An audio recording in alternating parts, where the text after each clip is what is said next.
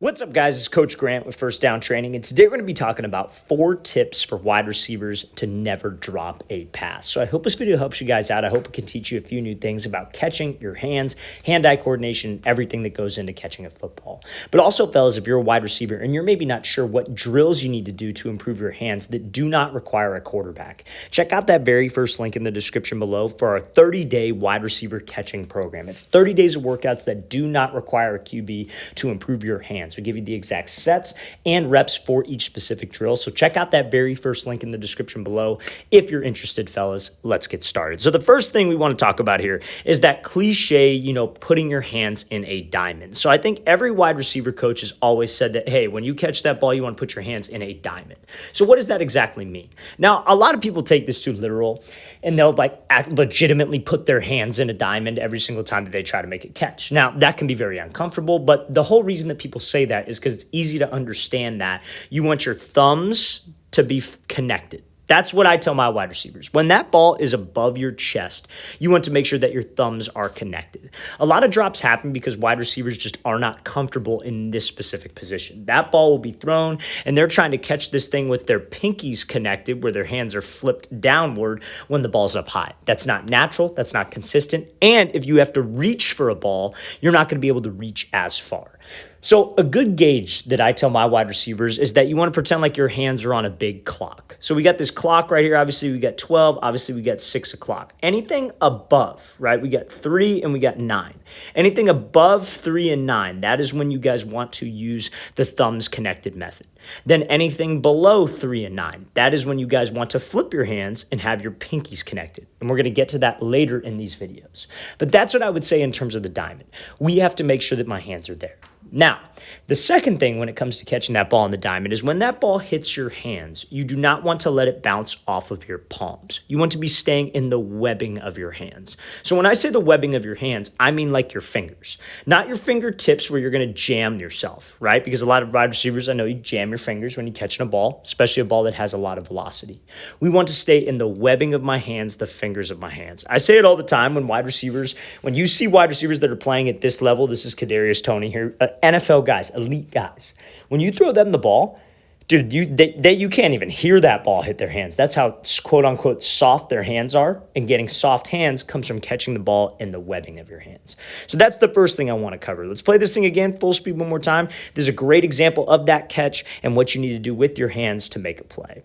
All right, so now we're looking at this kind of awkward catch situation here. And the second tip that's going to help you to never drop a pass is understanding the focus and like the eye element, catching the ball with your eyes before you catch it with your hands. So let's play this full speed. So this is like kind of a jump ball, one-on-one throw. The wide receiver ends up bobbling it, but comes up with it on the second attempt. Let's play this thing again one more time. So when he comes up with it on the second attempt, I want you to pay attention to his eyes, right? Because your eyes are everything when you catch the ball. There's so much that goes into catching a football, obviously with hand placement, things of that nature, grip strength. But at the end of the day, if you were looking that ball all the way in and you were seeing that ball in that picture frame, if you will be a more consistent pass catcher. So I say this, but I'm willing to bet everything that I have that in this specific example, this wide receiver is not thinking about looking the ball in. It's a habit. That's the whole point. Like, people get it wrong. People think that they're going to come out to the field and just knock it out on the first try and be just a stellar wide receiver. Fellas, it's a constant grind and it's constant build to improve your hands, to improve your route running. You have to consistently do these things. Being consistent is one of the best assets that you can have. And that's coming down to it, but that's in life. That's just in general.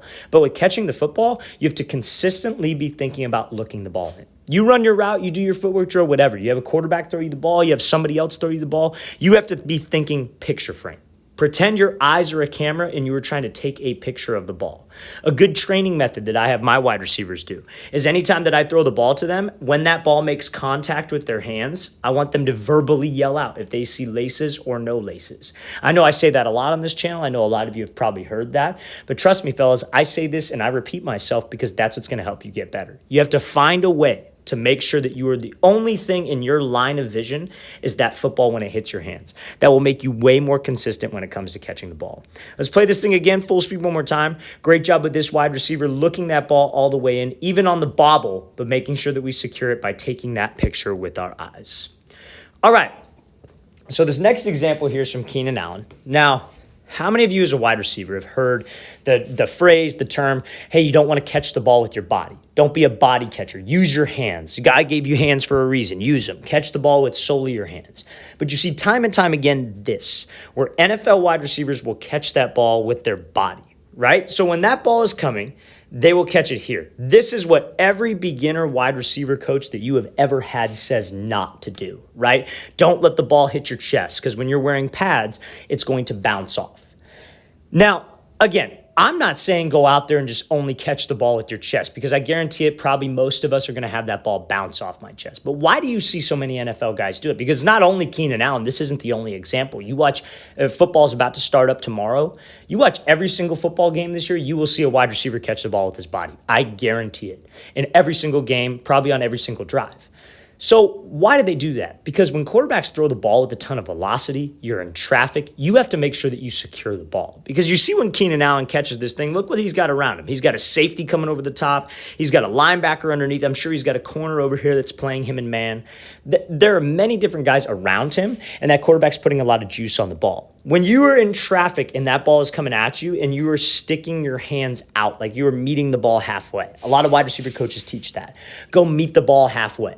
But when you do that, guess what a DB sees? He sees an opportunity to make a play on the ball. He's going to try to rip that thing out. Now, again, I'm not saying it's wrong if you guys do stick your hands out. I'm just trying to explain why guys do it. Because when you do stick your hands out and you do meet the ball halfway, wide receivers are taught to put it away quickly. Put it to the tuck, which is where Keenan Allen has the ball right now, as quickly as possible. But they catch it with their body, because when that quarterback puts some heat on it and they're in traffic, it's a way to just put that ball away right now in case they take a shot over the middle. So at the end of the day, fellas, honest to God, it comes down to catching the ball. If you guys can make the catch and you guys can be consistent with the catch and it's not bouncing off of your chest plate, I personally do not care. You're going to get coaches, I guarantee it, that will say that you never want to do this. And if you do it, they're going to say it's wrong, even if you catch the ball. And that's fine. You know, some people have their methods, some people have their ways of teaching. But this is just the reason why you see it on Sundays. Let's play this thing again, full speed one more time. Great job by Keenan Allen making this catch and showcasing why they catch the ball with their body in the league over the middle. Okay, so now, like in the very first clip I said we were going to talk about when wide receivers should flip their hands. So this is a good example of that. This is a screen pass here to Amari Cooper when he was with the Raiders. And now this isn't like your textbook catch with your hands, I guess you could say. It's more like a body catch, like what we were just looking at. But obviously, where's that ball? Like it's on a clock, right? And you see where he's catching this thing. He's almost catching it like a punt, if you will. But his pinkies are connected. His hands are flipping. That is where we ultimately want to be when the ball is below my chest, right? Below your chest. Your chest is the gauge. Remember, we're on a big clock.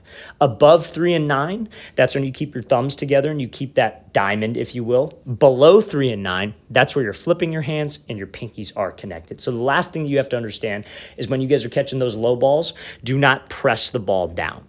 I see so many drops like that because now on the opposite end of the spectrum, we talked about how we talked about how your pinkies want to stay connected and we would talk about how your thumbs stay connected, but guys are so comfortable keeping their pinkies connected that a ball will be thrown high and they'll flip their hands. Same respect when the ball is low. They're so comfortable with their thumbs being connected that when that ball is thrown, they try to catch it, but they almost push the ball away. You want to receive the ball. You want to catch that ball, keep those pinkies together, and look that sucker in so we can make that catch and get upfield. So make sure, fellas, we know when to flip. We know when to have the thumbs connected. We know when to catch with my body, and we know how to win with looking that ball all the way in. Let's play this thing again, full speed one more time. Those are 4 things, fellas, that will help you guys never drop a pass. Great route here. Great play by Amari Cooper. All right, fellas, I really want to thank you for watching. I really appreciate it. If you guys have any questions at all, don't hesitate to leave those in the comment section below. Always appreciate the feedback. It's always great to hear from you guys. And again, fellas, if you would like a full month-long wide receiver training schedule to improve your hands, drills that will help you out with no quarterback necessary to get better grip strength, hand-eye coordination, check out that very first link in the description below. I'll see you guys next time.